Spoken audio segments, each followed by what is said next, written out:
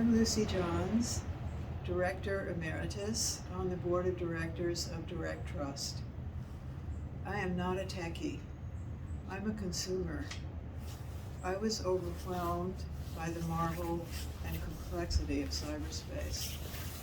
I couldn't express it, but I felt it. Until I went to a poetry reading. The poem was a creation myth.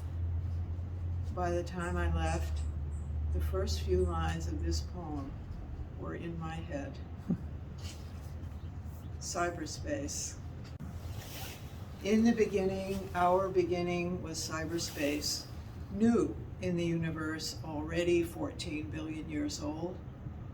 Cyberspace, textured, interlocking, interconnected, interwoven, interrelated, intercalated fibers of forces thick as fabric, blanketing life, buildings, botanicals, rocks, water, everything that exists, grows, moves, covers, hidden or not, and we can't see or feel or hear any of this with ordinary senses.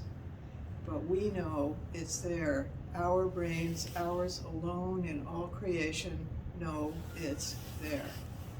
Because it engulfs through words on a surface, sounds through an amplifier, pictures on a screen. That's how we see, feel, hear this new reality, real as anything we can touch.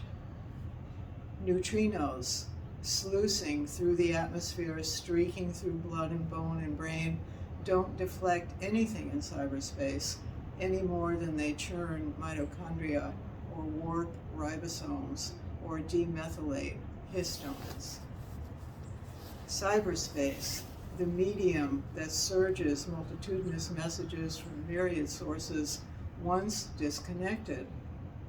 Personal, political, photographic, pornographic, audio, concerts, songs I wrote, songs you wrote, whole movies, all the information anyone could need to make every decision to live, work, travel, earn money, find a mate, give money, learn anything.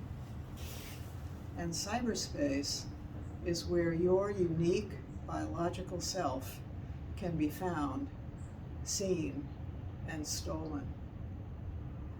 The self that is your personal health information, your PHI, your height and weight and color and age, and DNA, BMI, INR, BP, heart rate, lung capacity, muscle tone, bone density, allergies, end-of-life preferences, emergency contacts, and meds. All that used to be print on paper, sent by fax, carried on a disk, now permeates the air, waiting to be plucked and packaged and sold. But even cyberspace, man-made and so human-tied, can be infiltrated with rules and processes and procedures and contractual obligations to protect you and punish anarchy around yourself and theft of your essence. The cleverest technologies and techniques from the engineers and CISSPs who know the dangers of freeing data, like physicists who knew the dangers of capturing the atom, are everywhere with remedies. Secure architecture for messages secluded within a direct protocol, bound by the applicability statement, encrypted by the PKI public key infrastructure, on hardware security modules, HSMs, holding certificates, personifying organizations and individuals.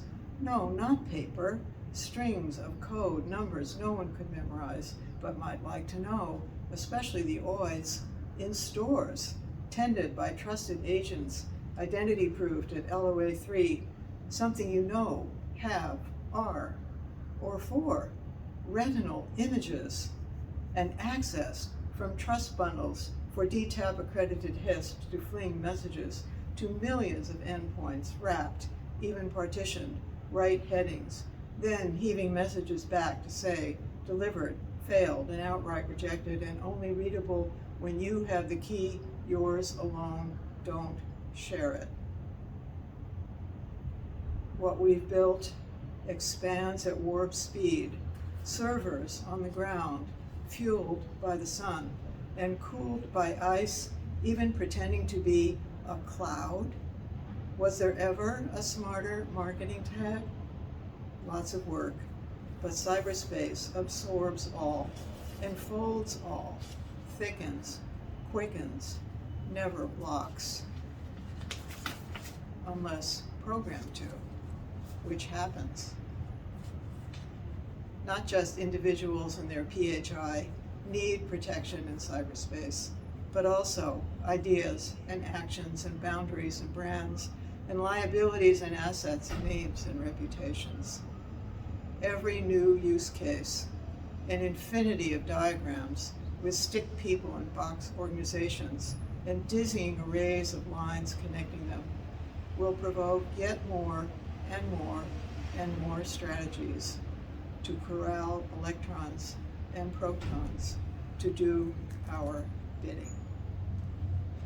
Testing in the sandbox at Cerner will never stop. Creation myths will abound to explain this newest cosmic reality. But the only myth that really matters is this.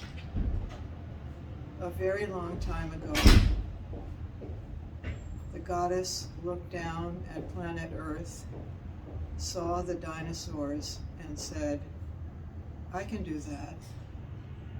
And she fashioned a tiny seed, dropped it where there was land, watched it grow hundreds of feet higher and rounder than anything known except those animals who would soon all die. Redwood trees, their beauty is truth, all ye need to know.